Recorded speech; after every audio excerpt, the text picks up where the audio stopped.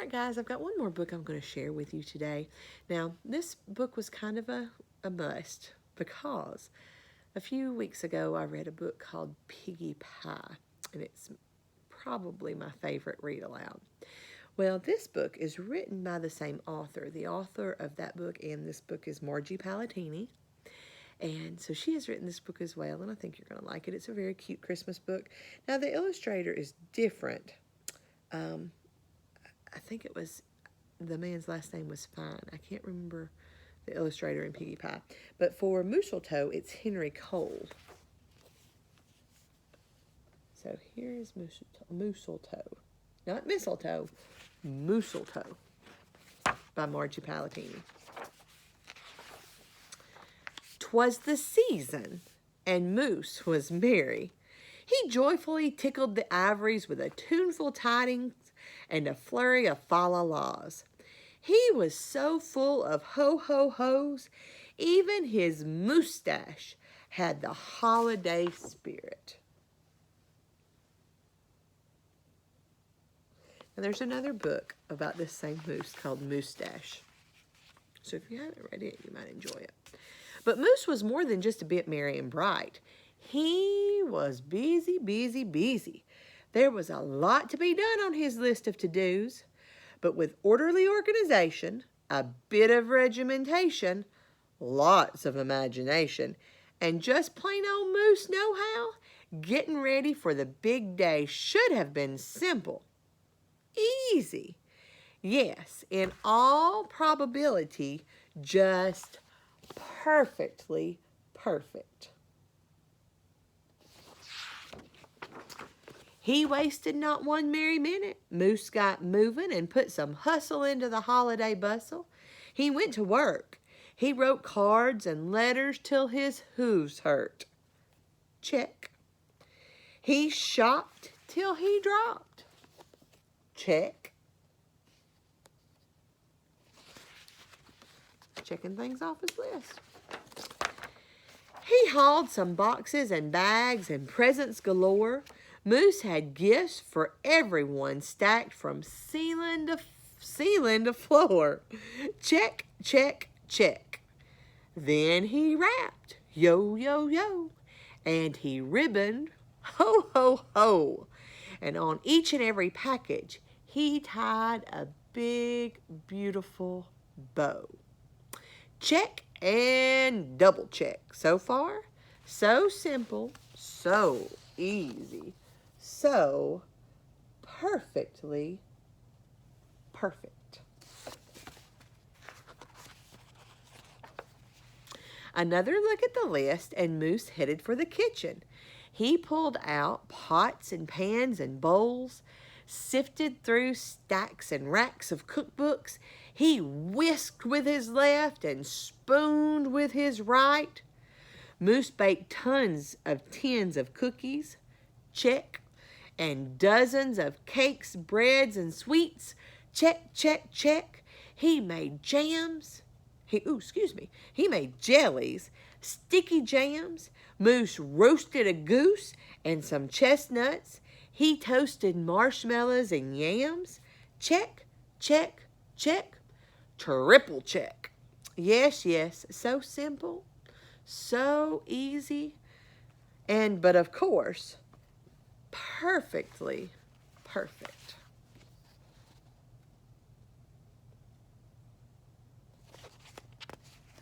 I couldn't tell if you could see all the picture. Decorations were up next on his list of things to do and get done. So Moose decked the halls, and then he spruced up the walls. He beaded, bowed, and mooseltoed. He gathered garlands, ropes, wreaths, and holly, jingled bells, sang noels. Oh, good golly, this Moose was jolly. Check, check, check, check, check, check, check.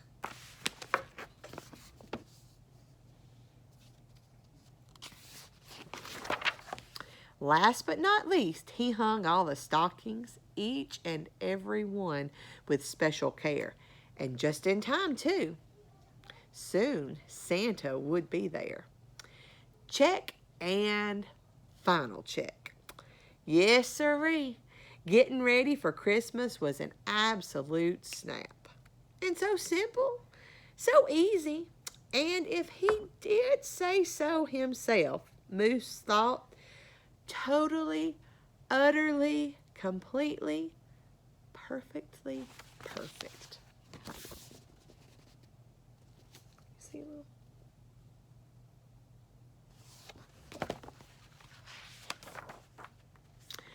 On that night before Christmas, Mother, little Sissy, Bucky, and Junior looked all through the house. What a job Moose had done. Everything looked bountiful, festive, quite fine indeed.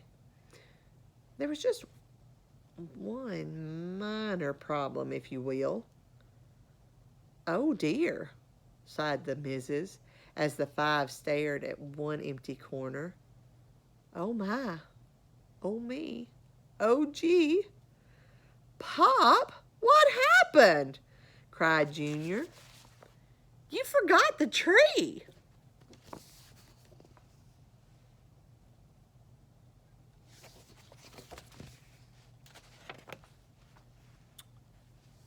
Oops. Where would they hang the tinsel, string the popcorn, light the lights? Where would Santa leave his gifts for the kiddos on Christmas Eve night? So Moose pulled on his galoshes and put on his hat. He would find a tree somewhere, somehow, and that's all there was to that. So out went Moose, braving blustery, blowing winds and the cold, trudging through snowdrifts, courageous and bold.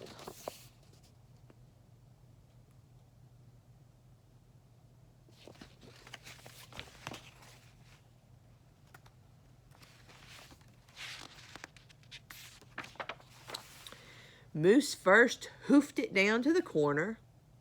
Not a tree to be had. Then he slid around the block. Uh-oh, things were looking bad. He went down every boulevard, street, and little road. He looked down lanes and alleys, but every tree had been sold. There wasn't a branch, not a twig, not even one lousy, bolus bough hanging around. Nope, nada, nothing. Not a tree to be found.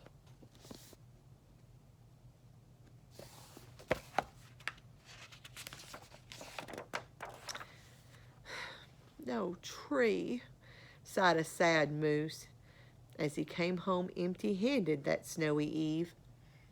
The kids tried to make the best of it, they said. "Aw, so who needs a tree?"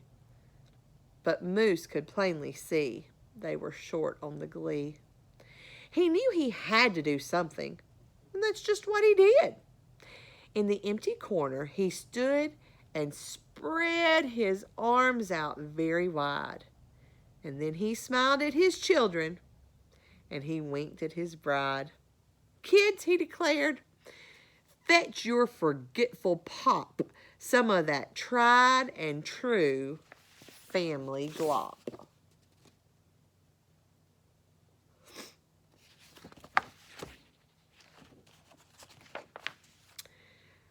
So back came the kids carrying a big pot of glue, and without a word to one another, they knew just what to do. They each took part, grabbing strands, taking hold, and then carefully, oh so carefully, they glopped and they plopped, they pasted and they pressed, they curled and they twirled every which way a follicle could fathom, until Moose's magnificent moustache was indeed even more of a marvel to see.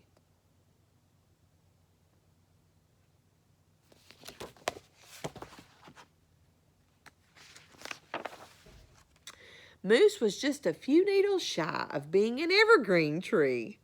They strung Moose with lights from his head to his toes, and they draped him with tinsel beginning right with his nose.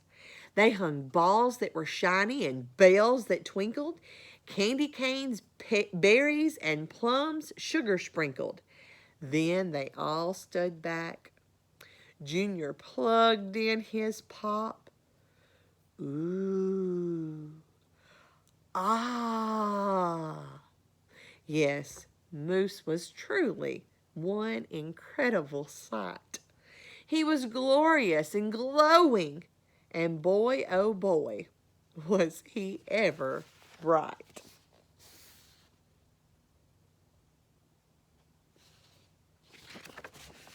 He's something, wasn't he?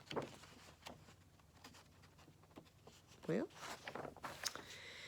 then Junior placed the star on top of Moose's head and gave him a kiss and a pat, and they all headed off to bed.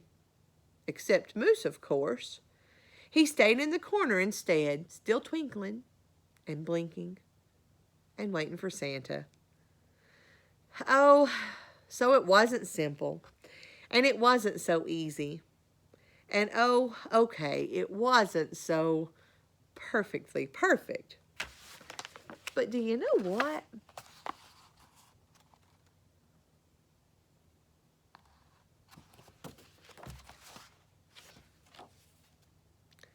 It was pretty close. And then, okay, so the lights are out. And you see Moose's eyes right here. And all the lights around. And then there's another set of eyes. And can you see what it says right there? It says, ho, ho, ho. Isn't that a good story? Sometimes things don't work out exactly like we want them to, especially this year. But you know what? You don't need all that stuff to have a good Christmas. So I hope for you that you can find the joy in the small things and you have just a wonderful, wonderful time. I've got one more story that I'm going to read to you. You be looking for it. I think it's one that you're going to recognize. It's going to be familiar. Merry Christmas, boys and girls. Remember that I love you.